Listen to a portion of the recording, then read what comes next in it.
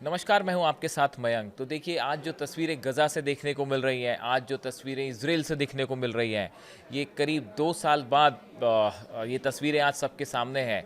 और हमास ने सभी बंधकों को छोड़ दिया है जो वापस इज़राइल पहुंच चुके हैं।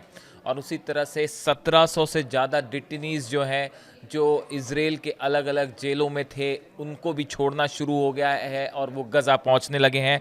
और 250 फ़िलिस्तीनी जो हैं प्रिजनर्स थे, उनको भी इज़राइल ने रिहा कर दिया है और अब ये धीरे-धीरे गज़ा पहुंच रहे हैं। जो तस्वीरें देखी हमने गज़ा से देखी, जो तस्वीरें सामने आई, वहाँ पे लोग अपनों से मिलकर बेहद खुश दिखाई दिए। देखिए, गज़ा में जिस तरह से हमले हुए पिछले 2 सालों में, 70,000 से ज़्यादा लोग मारे गए। ये ऑफिशियल रिकॉर्ड है। एक्चुअल में तो कहा जाता है कि लाखों लोगों की वहाँ मौत हुई है। लाख तकलीफ़ें फ़िलिस्तीनियों ने सही, छोटे-छोटे बच्चों ने, महिलाओं ने, लोगों ने ज़बरदस्त जो है तकलीफ़ें झेलने के बाद आखिर वो डटे रहे। और आज अल्लाहू अकबर के नारे लग रहे हैं गज़ा में, फ़िलिस्तीन ज़िंदाबाद के नारे लग रहे हैं। और आज ये बात साबित हुई कि गज़ा फ़िलिस्तीनियों का है और वहाँ फ़िलिस्तीन ही रहेंगे। जो उन्हें वहाँ से हटाने की कोशिश थी, वो आज फ़ेल हो गई। गज़ा पर कब्ज़ा करने की जो कोशिश थी, वो आज फ़ेल हो गई। ये कहना है फ़िलिस्तीनियों का, ये कहना है गज़ा में रहने वाले हर शख्स का। और आज देखिए, जब ये प्रिजनर्स जो छोड़े गए इज़राइल से, जैसे ही वो गज़ा पहुँचना शुरू हुए, पूरे गज़ा में आज अल्लाहू अकबर के नारे और खुशी की बात थी। बहुत तकलीफ़ देखी गज़ा ने, लेकिन आखिरी में जीत सच की हुई। इस तरह की बातें वहाँ पे कही जा रही हैं। देखिए, अभी जस्ट जो है वो इज़राइल की संसद में, नेसेट में नेतन्याहू का भाषण ख़त्म हुआ है और डोनाल्ड ट्रंप ने उसके बाद स्पीच दी। दोनों का भाषण ख़त्म हुआ और देखिए, मैंने बड़े ध्यान से दोनों की स्पीच सुनी। नेतन्याहू की स्पीच भी सुनी, डोनाल्ड ट्रंप की भी स्पीच सुनी। अब कुछ बातें ऐसी हैं जो बहुत ज़्यादा गौर करने वाली हैं और ये इशारा कर रही हैं कि आगे गज़ा में क्या हो सकता है या ईरान को लेकर क्या हो सकता है। देखिए, नेतन्याहू ने बड़ी इज़राइल के प्राइम मिनिस्टर ने बड़ी लंबी स्पीच दी। उन्होंने डोनाल्ड ट्रंप को धन्यवाद कहा और उन्होंने ये भी बताया कि किस तरह से अक्टूबर 7 का जो हमला हुआ था, उसके बाद इज़राइल ने कैसे जो है वो हमले किए या अपना उन्होंने चीज़ें बताई। लेकिन एक बड़ी गौर करने वाली बात थी, इस पूरी स्पीच के दौरान नेतन्याहू ने एक भी बार फ़िलिस्तीन शब्द का नाम नहीं लिया या फ़िलिस्तीनियों का नाम नहीं लिया। ये बताता है कि अभी भी एक बड़ी खाई है हमास और फ़िलिस्तीन, हमास और नेतन्याहू के बीच में या इज़राइल के बीच में अविश्वास की। इसी बात को लेकर ईरान की तरफ से आज बयान आया, जो मैंने अपने पिछले वीडियो में भी आपको बताया था। ईरान के विदेश मंत्री की तरफ से, विदेश मंत्रालय की तरफ से ये बात आगाह की गई है हमास को लेके कि आने वाले दौर की बातचीत के दौरान इज़राइल अपनी बात से मुकर भी सकता है। इस बात को लेके सावधान रहिएगा, इज़राइल फिर से हमले भी कर सकता है। इस तरह की बात ईरान की तरफ से आगाह करते हुए हमास को कही गई है। देखिए, जो भाषण दिया नेतन्याहू ने, पहले हम उनकी बात कर लें। जैसा मैंने बताया, उन्होंने फ़िलिस्तीन शब्द का एक भी जगह नाम नहीं लिया। इसके साथ ही उन्होंने ईरान को लेकर भी कुछ बड़े इशारे किए हैं। देखिए, उन्होंने एक तो डोनाल्ड ट्रंप के पहले शासनकाल में जो कासिम सुलेमानी कमांडर थे ईरान के, इनकी हमले में मौत हुई। नेतन्याहू ने आज उस फैसले को सही ठहराया और ये कहा कि ट्रंप का जो फैसला था कासिम सुलेमानी पर निशाना साधने का, वो फैसला सही था। ये नेतन्याहू का कहना था। आप गौर से समझिए कि ये जो भाषण थे, क्या वो इस ओर इशारा कर रहे हैं कि गज़ा के बाद अब अगला जो बड़ा एक मामला है, वो ईरान का न्यूक्लियर प्रोग्राम होने जा रहा है। इसको बड़ा ध्यान से समझना होगा आपको। देखिए, उन्होंने एक तो कासिम सुलेमानी का जिक्र किया, उसके बाद उन्होंने ये कहा कि जो ईरान के परमाणु ठिकाने पर हमले हुए, वो बिल्कुल सही थे। ये इसका ईरान पर परमाणु ठिकाने पर हमले का जिक्र नेतन्याहू ने किया। देखिए, नेतन्याहू का ईरान के परमाणु ठिकानों पर हमले का जिक्र करना क्या इस बात की ओर इशारा कर रहा है कि अब अगला टारगेट डोनाल्ड ट्रंप और नेतन्याहू का ईरान होने जा रहा है? ये बड़ी देखिए गौर करने वाली बात है। नेतन्याहू ने जो जेरेड कोरी कुशनर हैं, जो कि दामाद हैं डोनाल्ड ट्रंप के, इनको धन्यवाद दिया इस पीस डील के लिए। स्टीव विटकॉफ का उन्होंने जिक्र किया। इस तरह की बातें उन्होंने करी। और देखिए, उसके बाद जब डोनाल्ड ट्रंप की स्पीच हुई, डोनाल्ड ट्रंप की स्पीच में भी कुछ बातें बड़ी खास रहीं। उन्होंने भी ईरान का जिक्र किया उन्होंने ईरान के परमाणु ठिकानों पर जो हमले हुए, मिडनाइट हैमर जो ऑपरेशन था उसका जिक्र किया।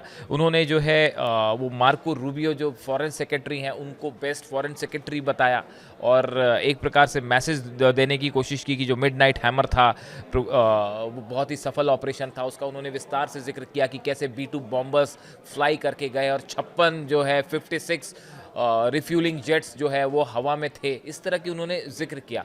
अब देखिए ये जो पूरी बातें हुई जिस तरह से, वो एक बात तो साफ इशारा दे रही है कि अगली जो बड़ी चर्चा का मुद्दा इस गज़ा के बाद होने वाला है वो ईरान होने जा रहा है और ये बात शायद ईरान भी इस बात को समझ रहा है। देखिए कल जो है वो इजिप्ट में गज़ा को लेकर एक बड़ी समिट हो रही है जिसमें कई देश के राष्ट्रपति शामिल होंगे। डोनाल्ड ट्रंप खुद जा रहे हैं। पहले नेतन्याहू मना कर रहे थे वहाँ जाने के लिए, लेकिन अभी खबर आई है कि नेतन्याहू भी उसमें शामिल होंगे। हालांकि ईरान उसमें शामिल नहीं हो रहा है, हमास के रिप्रेजेंटेटिव उसमें शामिल नहीं हो रहे हैं, लेकिन महमूद अब्बास जो पैलेस्टीनियन अथॉरिटी है उनके प्रेसिडेंट जो हैं वो उसमें शामिल हो रहे हैं। इसके अलावा कई देश के, अरब लीग के कई सारे देश हैं, उनके प्रेसिडेंट और जो राष्ट्राध्यक्ष हैं वो उसमें शामिल होने जा रहे हैं। टर्किश प्रेसिडेंट जो हैं एर्दोगन उसमें होंगे और कीर स्टारमर प्राइम मिनिस्टर ब्रिटेन के वो उसमें शामिल होंगे। स्पेनिश पीएम शामिल होंगे।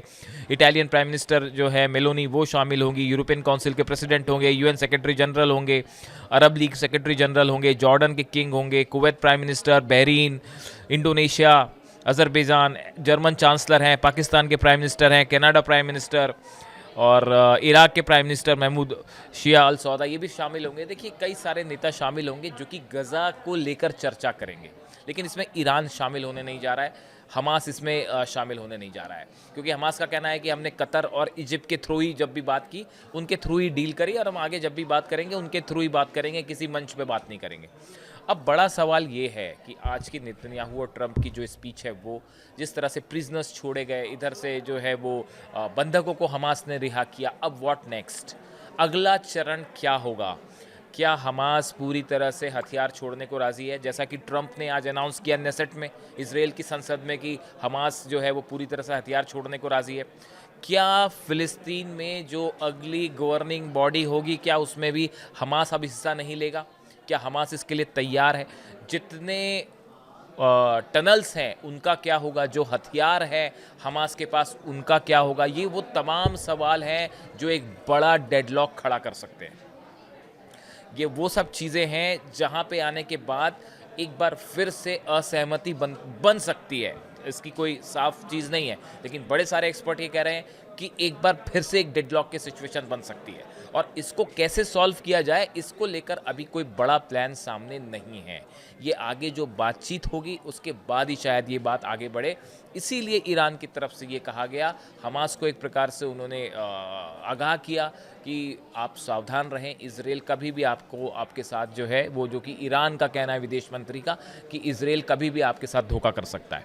अब इन हालात में देखिए आज की जो दोनों जो स्पीच थी उस स्पीच में ईरान का जितना ज़्यादा जिक्र हुआ है उसके बाद ये कई सारे विदेश नीति के एक्सपर्ट ये बता रहे हैं कि अब अगला नंबर ईरान का न्यूक्लियर प्रोग्राम होगा। अब वहाँ डील होती है, किसी प्रकार की डील लेने की कोशिश होगी ईरान के साथ, और या फिर से हम एक बार स्ट्राइक देखेंगे ईरान में।